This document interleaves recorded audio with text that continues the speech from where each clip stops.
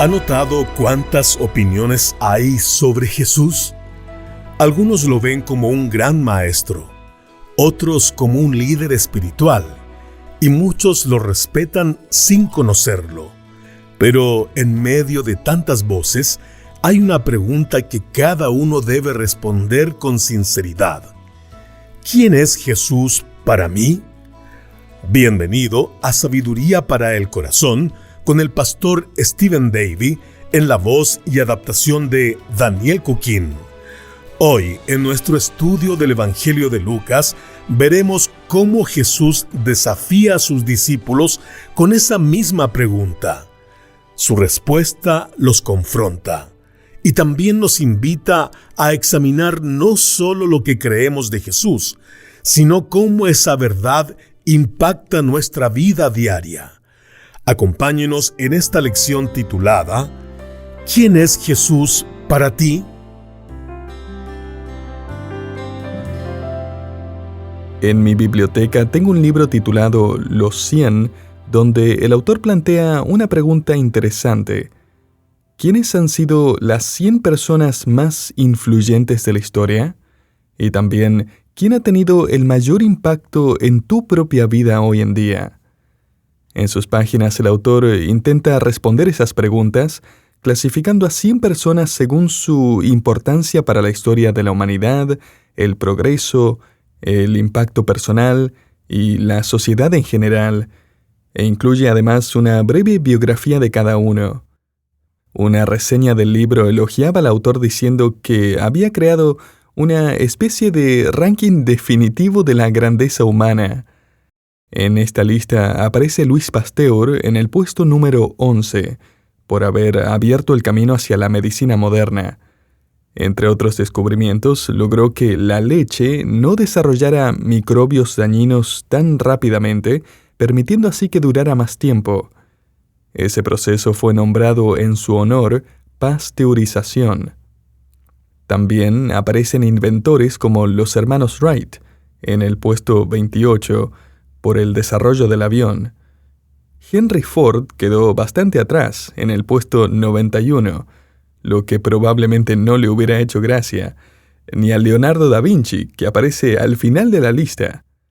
Me llamó la atención que Moisés, quien nos dejó el relato de la creación directamente de parte de Dios, apareció en el puesto 15, mientras que Charles Darwin, quien negó la creación, estaba justo detrás en el puesto 16.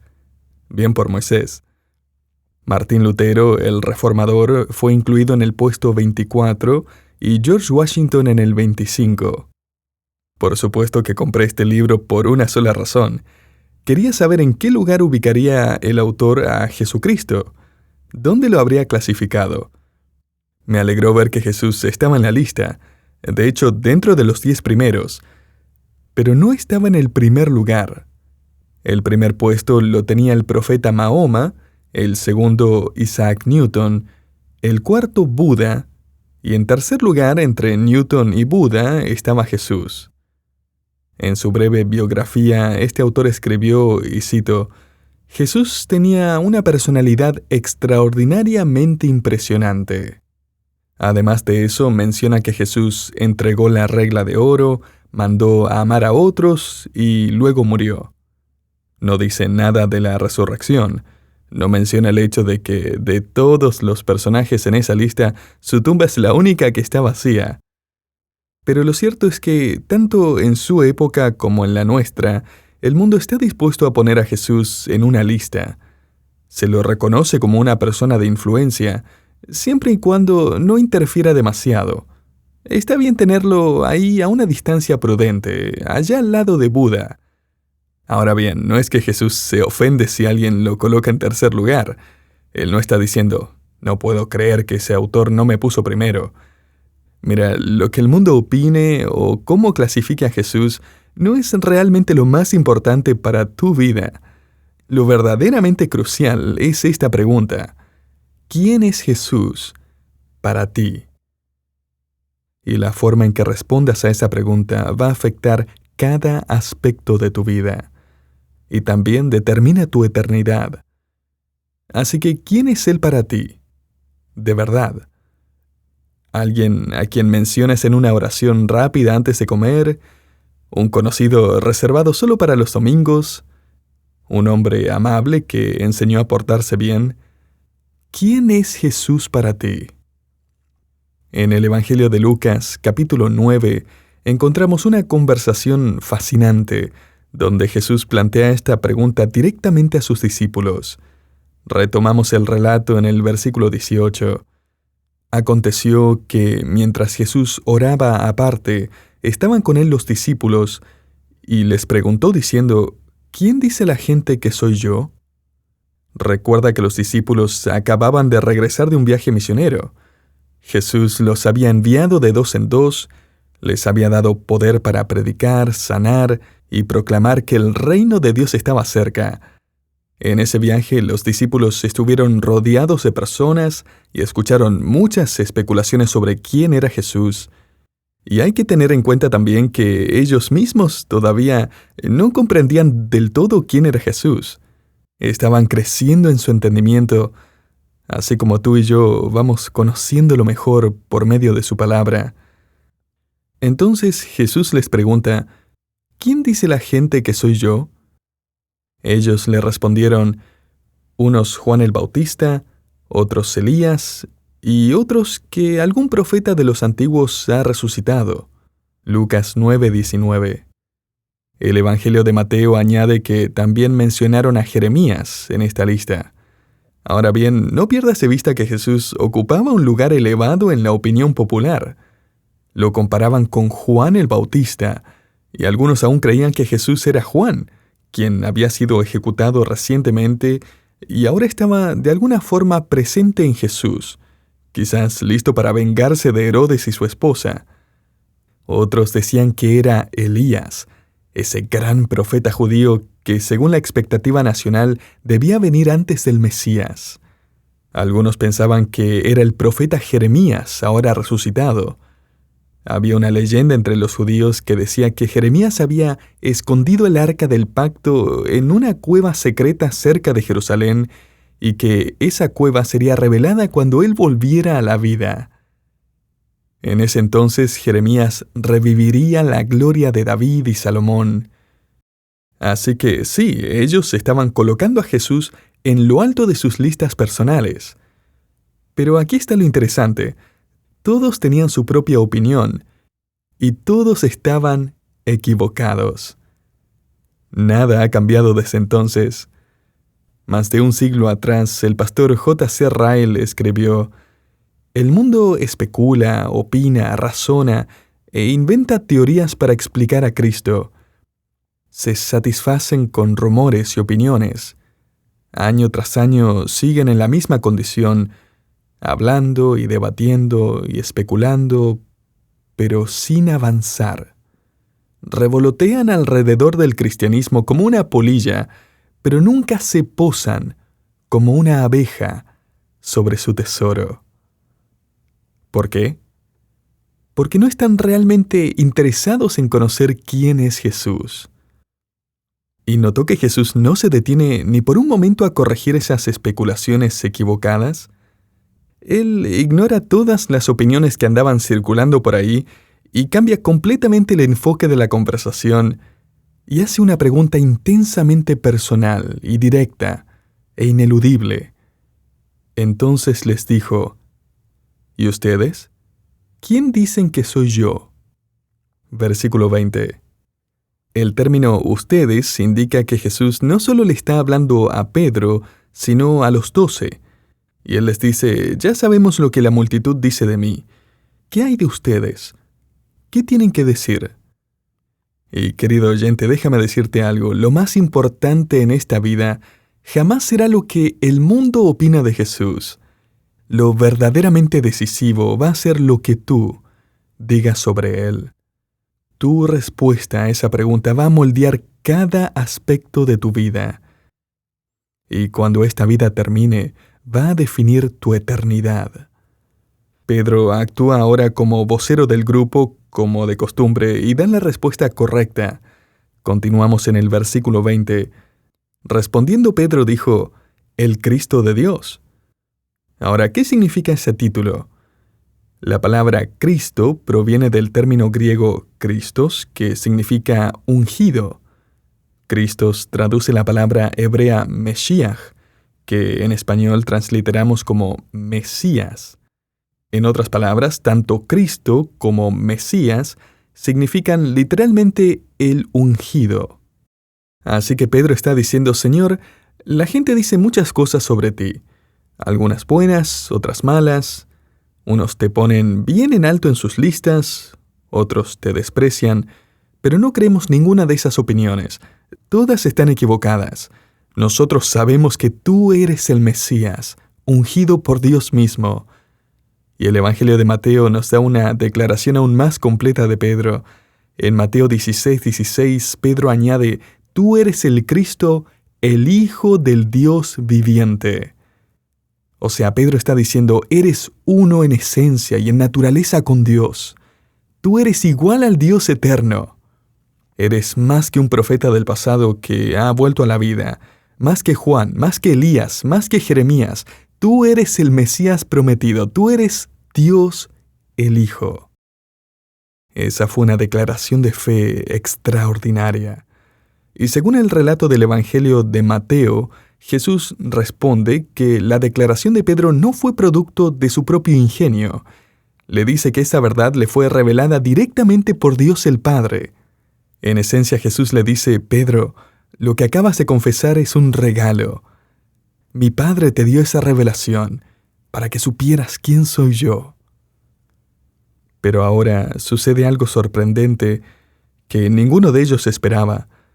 Jesús no les dice: muy bien, ahora salgan a anunciarlo por todas partes. No, lo que Él dice es lo siguiente: pero Él, mandándoles severamente, les encargó que a nadie dijesen esto, diciendo: es necesario que el Hijo del Hombre padezca muchas cosas, y sea desechado por los ancianos, los principales sacerdotes y los escribas, y que sea muerto, y resucite al tercer día.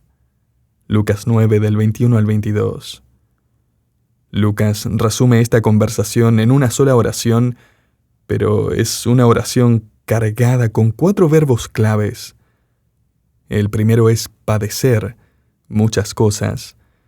El segundo es ser rechazado, específicamente por los ancianos, principales sacerdotes y escribas, es decir, por el Sanedrín, la Corte Suprema de Israel. Tercero, ser muerto. Y finalmente, ser resucitado al tercer día.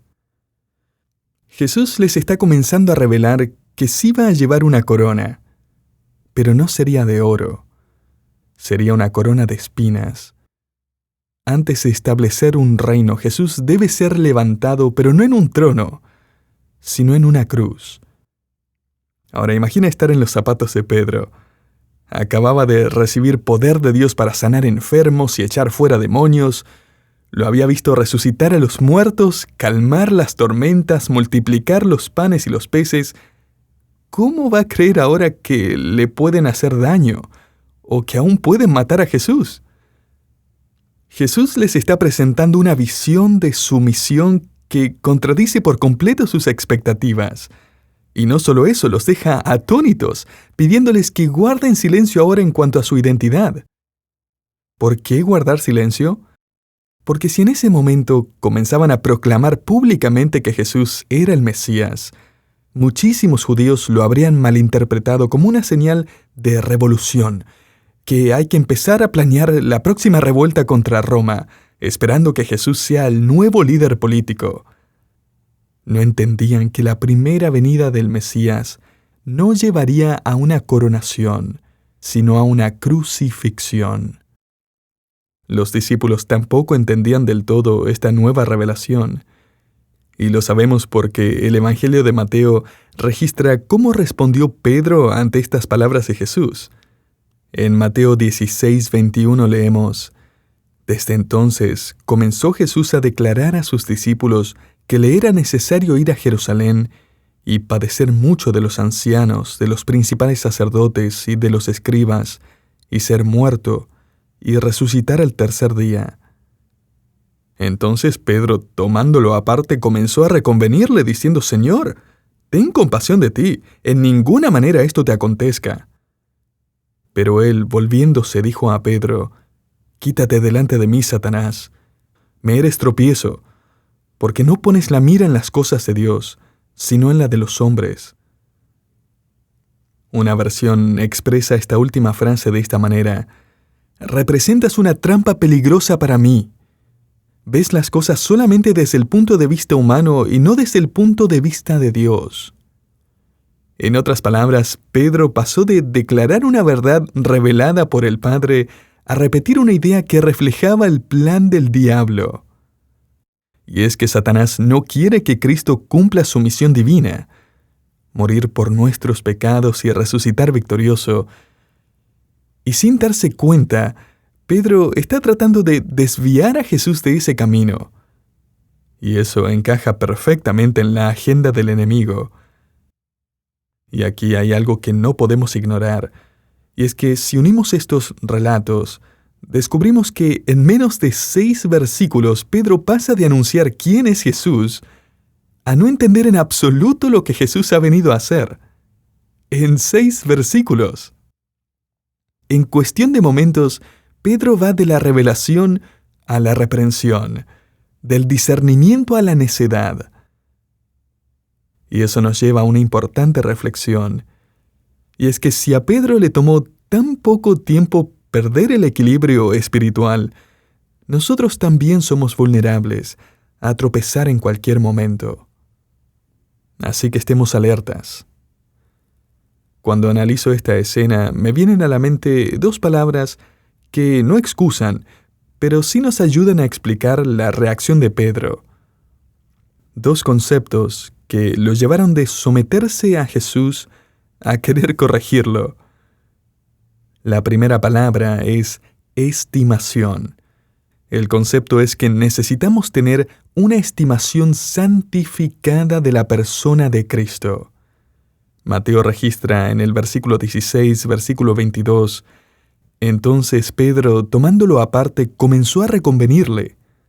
O sea, Pedro está reprendiendo a Jesús. ¿Te imaginas cómo habría sido eso? «Señor, ¿puedo hablar contigo un momento después del estudio bíblico?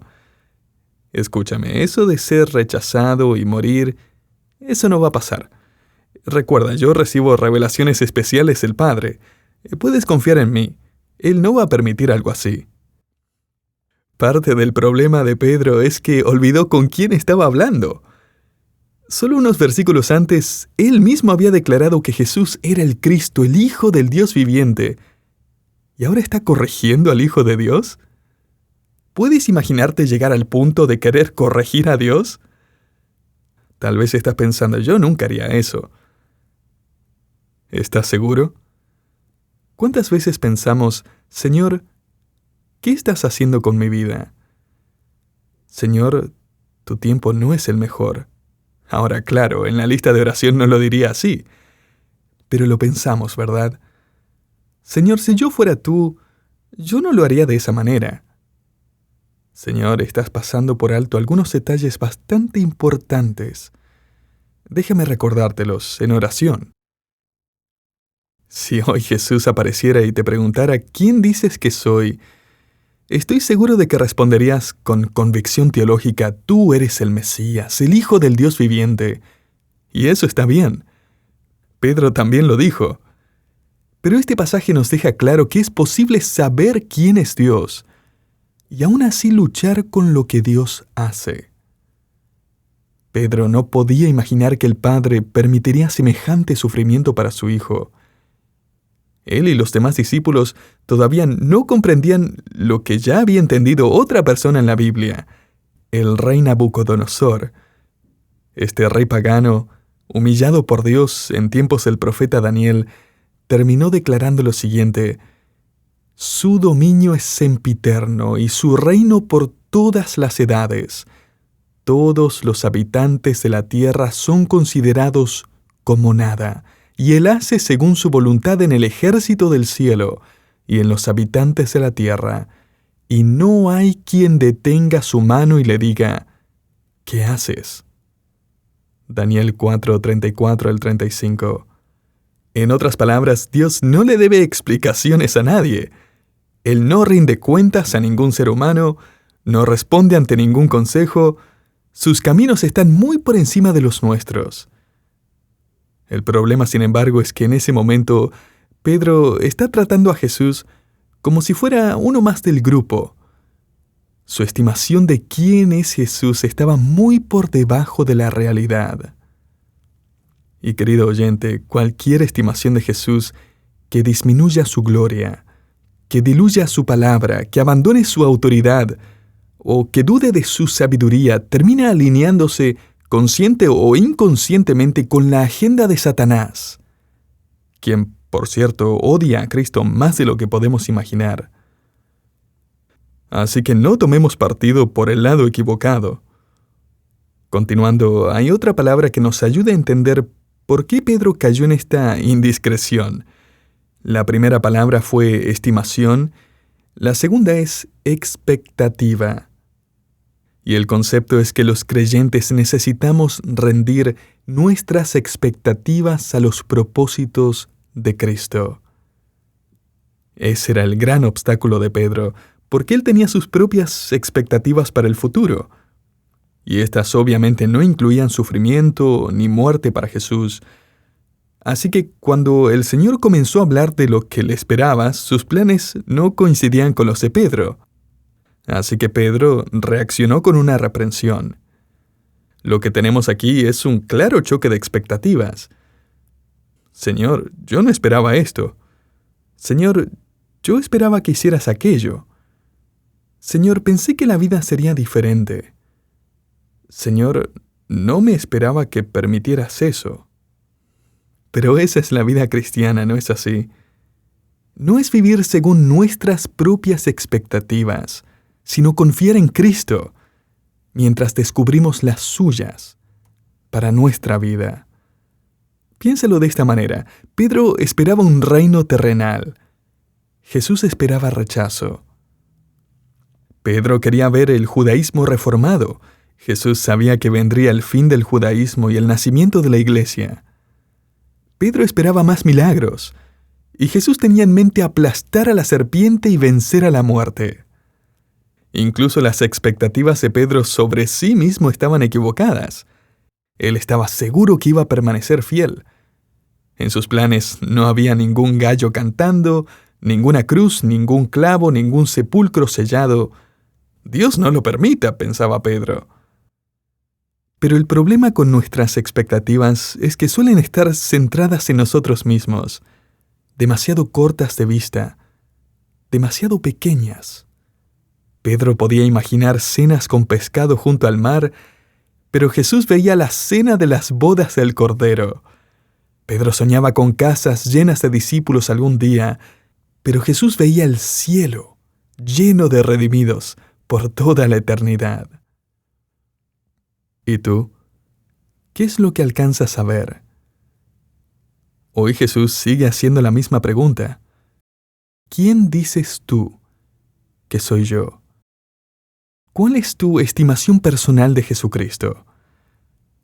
Con todo lo que estás aprendiendo al crecer en la fe, ¿qué sabes realmente de Él? Y aún más, ¿qué esperas de Él? ¿Cuáles son tus expectativas? La buena noticia es que aun cuando nos equivocamos, Él sigue siendo paciente para enseñarnos. Jesús no sacó a Pedro del grupo de discípulos, no lo descartó por fallar. Siguió enseñándole, y Pedro pasaría el resto de su vida aprendiendo, al igual que nosotros. Años más tarde, siendo ya anciano, Pedro escribiría estas palabras en su segunda carta: «Creced en la gracia y el conocimiento de nuestro Señor y Salvador Jesucristo». 2 Pedro 3:18. Sigue creciendo, conócelo más, confía más en Él. Mira, nosotros solo podemos ver hasta cierto punto, como Pedro llegó a entender, pero Cristo lo ve todo. Él conoce el fin desde el principio. Y el apóstol Pedro cierra esa carta con esta declaración: A Él sea la gloria ahora y hasta el día de la eternidad. Cristo sabe todo lo que ha pasado y todo lo que ocurrirá por toda la eternidad. Él mismo gobierna la eternidad y Él te llevará allí con Él. Eso es tener una estimación santificada de quién es Jesús. Y eso es rendir nuestras expectativas a lo que Él ha determinado hacer. ¿Sabías que al final de la historia humana va a haber un reconocimiento universal de Jesús?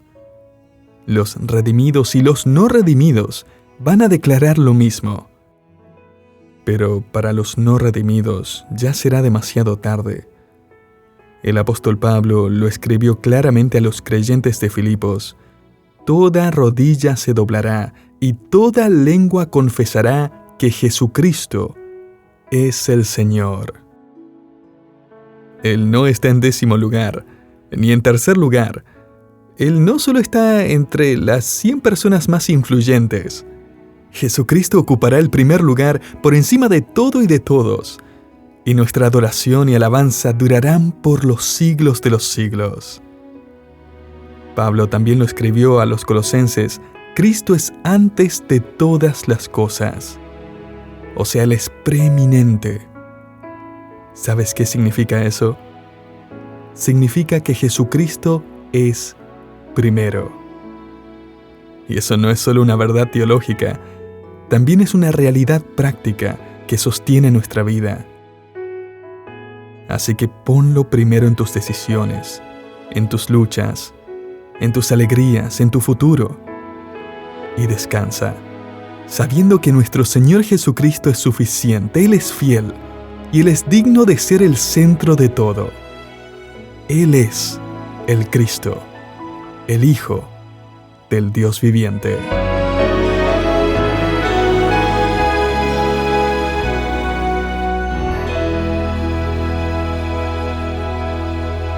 Gracias por acompañarnos en Sabiduría para el Corazón, una producción del Ministerio Sabiduría Internacional. Hoy estudiamos el pasaje de Lucas capítulo 9, versículos del 18 al 22, en la lección titulada ¿Quién es Jesús para ti? Parte de nuestra serie En el Centro de Atención. Si desea conocer más a Jesús, le invitamos a visitar sabiduriainternacional.org/evangelio. Allí encontrará un mensaje claro sobre el Evangelio y otros recursos que le ayudarán a profundizar en su relación con Él. Le esperamos en nuestro próximo programa aquí en Sabiduría para el Corazón.